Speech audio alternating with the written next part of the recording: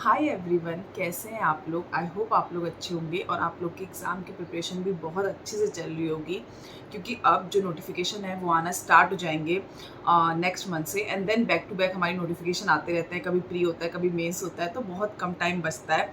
तो आप लोग अच्छे से अपनी प्रिपरेशन कर रहे होंगे, और जो लोग नहीं कर रहे हैं तो अब स्टार्ट कर दीजिए अच्छे से प्रिपेयर करना। तो इस वीडियो में हम बात करेंगे आरआरबी क्लर्क और पीओ की प्रिपरेशन को लेकर, कि क्या हम ऐसी चीज़ें करें प्रिपेयर करते टाइम और किन चीज़ों को अवॉइड करें जो कि हमारी प्रिपरेशन में हमको हेल्प मिले।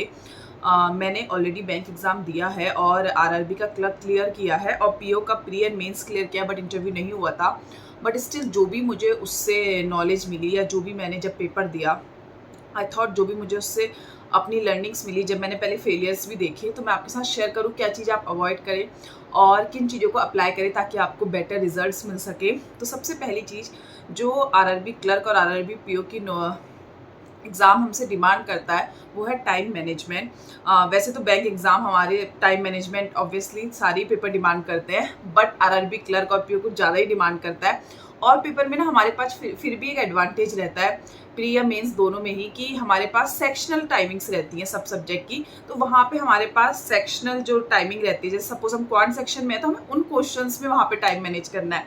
आरआरबी क्लर्क और पीओ में हमें दोनों में सेक्शनल टाइमिंग तो हमारी रहती ही नहीं है, तो हमें कौन सा सेक्शन पहले करना है और किस क्वेश्चंस को पहले करना है, दोनों में वहाँ पे टाइम देखना है।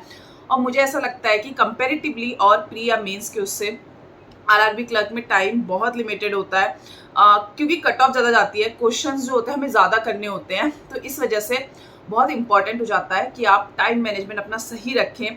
जब आप प्रिपेयर कर रहे हैं उसी टाइम से पूरा फोकस आपका टाइम मैनेजमेंट में रहना चाहिए, क्योंकि पेपर का लेवल डिफिकल्ट नहीं होता है बिल्कुल भी, स्पेशली प्री तो बिल्कुल भी डिफिकल्ट नहीं होता। अगर आप बैंक की प्रिपरेशन कर रहे हैं तो ऑब्वियस सी बात है, आप अपने बेसिक्स अपने फाउंडेशन पे वर्क कर रहे हैं, और वही आपका पेपर आपसे आरआरबी क्लर्क और पीओ में डिमांड करता है।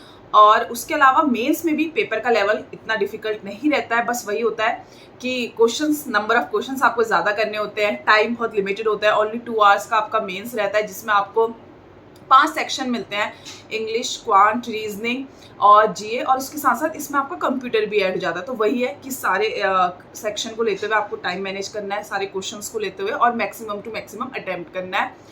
और इसके अलावा तो जब भी आपको कैसे टाइम मैनेज करना है, जब भी आप प्रिपरेशन कर रहे हैं, तो आप ना सबसे ज़्यादा से ज़्यादा क्विज लगाइए और मॉक्स लगाइए।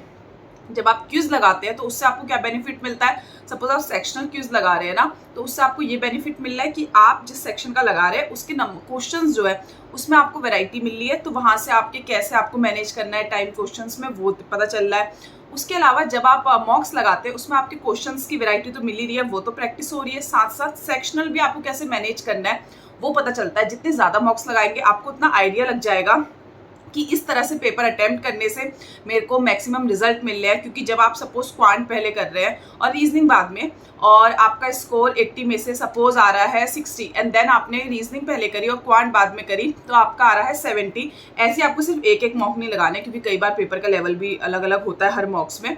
तो आपने सपोज 10 मॉक्स लगा ली जब आपने क्वांट पहले करी, और 10 मॉक्स लगा ली जब आपने रीजनिंग पहले करी, और इन दोनों की एक एवरेज ले लीजिए कि जहां से आपको हो सकता है इसमें आपके किसी में 60, किसी में 70, किसी में 75 आए हो, और यहाँ पे आप में किसी में 60 भी आए हो, किसी में 75 आए हो, पर ज्यादातर में 70 अबव आए हो। तो दोनों का एवरेज लगा लीजिए, जिसमें भी आपका ज्यादा आ रहा है मतलब कि वहां से आपकी एफिशिएंसी ज्यादा अच्छी बन रही है, वहां पे आपके चांसेस ज्यादा है स्कोर करने के लिए।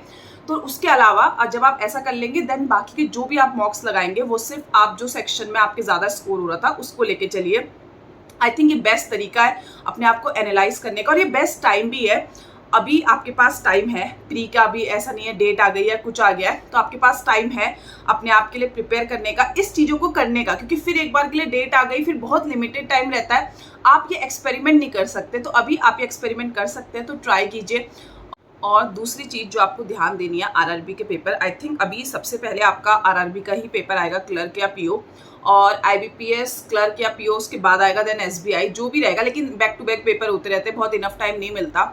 बट स्टिल आरआरबी में आपका जैसे इंग्लिश नहीं होता है, बट मेंस में इंग्लिश होता है, तो ऐसा नहीं आप इंग्लिश पढ़ना छोड़ दीजिए पहले। लेकिन मेन फोकस आप ये करिए कि आप क्वांट और रीजनिंग को ज़्यादा टाइम दे रहे हैं, चाहे वो प्री हो चाहे मेंस हो, और उसके अलावा आप इंग्लिश को थोड़ा बहुत टाइम साथ साथ दीजिए, और साथ में जीए भी अब स्टार्ट कर दीजिए पढ़ना, क्योंकि अभी आप लास्ट 3 मंथ्स की हम देख रहे हैं कुछ टाइम से बहुत ज़्यादा आ रही है। तो अभी से आप पढ़ेंगे डेली का डेली, तो आप पे बात पे प्रेशर नहीं रहेगा, आपका सही रहेगा आगे के पेपर्स के लिए भी। और जब ना हमारा क्या रहता है कि अभी मेन फोकस आप अपना आरआरबी रखिए, क्योंकि जो आप इसमें पढ़ रहे हैं वो आगे पेपर में भी काम आएगा। बट कई बार हम लोग बहुत सारी चीज़ें जब एक साथ लेके चलते हैं ना, तो जो हमारे आगे सबसे पहले होता है हम उसको ही छोड़ देते हैं। तो अपना फोकस अभी इस समय एक चीज़ पे रखिए, पूरा अपना जो भी आपका प्लान बना रहे हैं पढ़ाई का, अपने जो मॉक्स दे रहे हैं आरआरबी को फोकस करते हुए करिए। और उसके अलावा ऐसा नहीं है कि अगर आप आरआरबी करें तो आपकी प्रैक्टिस छूट रही है, आपके और पेपर में भी काम आएगा। तो बहुत ज़्यादा मत सोचिए कि ऐसा नहीं, अगर नहीं हुआ तो, क्योंकि हम पहले से अगर नहीं हुआ तो व्हाट इफ, अगर आप पूरा फोकस इस पे रखेंगे और अगर हो गया तो सोचिए जो आपका कॉन्फिडेंस बढ़ेगा अगले पेपर के लिए, और जो आपका डर हट जाएगा पेपर के लिए, आपके हाथ में जॉब होगी। तो वो चीज़ सोचिए। और ऐसा नहीं है कि आप आउट ऑफ प्रैक्टिस हो जाएंगे। आप पढ़ रहे हैं ना, क्वांट पढ़ रहे हैं, आप रीजनिंग पढ़ रहे हैं, मेंस में आपकी इंग्लिश आती है, आप इंग्लिश पढ़ रहे हैं। साथ के साथ एक चीज़ मैं और बोलना चाहूँगी कि आप कंप्यूटर को अभी से पढ़ना स्टार्ट कर दीजिए।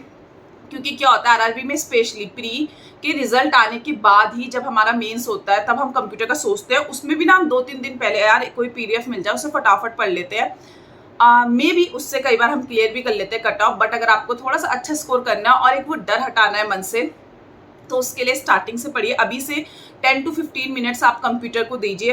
कंप्यूटर सेक्शन में आप कोई पीडीएफ ले सकते हैं। अब तो आपको यूट्यूब में भी बैंक एग्जाम के लिए कंप्यूटर पढ़ाते हैं, वहाँ से मिल जाएगी आपको हेल्प।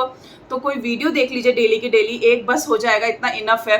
कोई क्या कहते हैं पीडीएफ डाउनलोड कर लीजिए, हरी साइट दे रही है। मैंने जो पढ़ी थी वो मैंने अड्डा की साइट की पीडीएफ से पढ़ी थी। और उसके अलावा मैंने कंप्यूटर वीडियो से भी देखी थी यूट्यूब से थोड़ा बहुत। और मैंने ना जब पहली बार पेपर दिया था, मेरा प्री निकला था, तो मैंने भी सेम ऐसे ही किया था। बल्कि मैंने कंप्यूटर थोड़ा बहुत मैं कभी कभी मेंस प्रिपरेशन के टाइम देख लेती थी, क्योंकि पहले से मेंस प्रिपेयर नहीं किया था। तो क्वांट भी करनी है, रीजनिंग भी देखनी है, उसके अलावा सबसे ज़्यादा टाइम हम जीए को ही दे देते हैं। तो कंप्यूटर तो मैंने थोड़ी थोड़ी मैं कभी कभी देख लेती थी, मुझे लगता था। और जब मैं ट्रैवल करी थी मेंस के लिए ट्रेन में, तो मैंने ना बहुत सारी वीडियो डाउनलोड करी थी, पीडीएफ डाउनलोड करी थी कि मैं ट्रेन में लाइक जो भी मेरा ट्रैवल रहेगा 7 to 8 आवर्स का, उसमें से मैं 3-4 घंटे कंप्यूटर पढ़ लूँगी। तो ये गलतियां जो हम छोटी छोटी गलतियां हम करते हैं, कट ऑफ में भी क्लियर हो जाए पर स्कोर अच्छा नहीं रहता है, तो ये गलतियां मत करिए। ये चीज़ मैंने वहाँ से सीखी है कि अगर मैं उसके बाद अगर मैं सिर्फ 10 to 15 मिनट्स डेली का डेली दूँ, मुझे बहुत बेनिफिट मिलेगा। और ऐसा मैंने अपने नेक्स्ट पेपर के लिए अप्लाई भी किया। तो एक वो डर होता है वो हट जाता है। पेपर का लेवल अगर टफ भी आता है ना, अगर आप ये चीज़ अभी कंप्यूटर पढ़ेंगे, कंप्यूटर का टफ भी आएगी, क्योंकि जिस टाइम मैंने पेपर दिया था थोड़ा सा कंप्यूटर का सेक्शन टफ भी आया था, बट स्टिल मुझे डिफिकल्टी नहीं हुई थी, क्योंकि मैंने डेली उसको पढ़ा था प्री के बाद। और मैंने उसके बाद वेट नहीं किया था रिजल्ट का। तो यही चीज़ मैं आपको भी सजेस्ट करूंगी कि वेट मत करिए, स्पेशली अभी से सिर्फ 10 to 15 मिनट्स कुछ भी नहीं होते, हम ऐसे ही वेस्ट कर देते हैं। तो थोड़ा सा टाइम याद दीजिए। और अगर आप ये चीज़ फॉलो करते हैं जो भी मैंने आपको इस वीडियो के थ्रू बताया, आई एम श्योर आपको बेटर रिजल्ट मिलेंगे। एक बार अप्लाई करके देखिए, आपको खुद ही मॉक्स देने में आपको पता चलेगा। आप जब पेपर देने जाएंगे आपको खुद कॉन्फिडेंट फील होगा। स्टार्टिंग में मैंने भी गलतियां करी हैं जब पेपर नहीं निकले, और ये चीज़ मैंने खुद भी अपने फेलियर से ही सीखी है। और देन मैंने नेक्स्ट टाइम इन चीज़ों को अप्लाई किया है, उसी के बाद मैं आपको ये सजेस्ट कर रही हूँ। और आई होप आपको ये वीडियो हेल्पफुल लगी हो। मिलते हैं नेक्स्ट वीडियो में, टिल देन बाय बाय।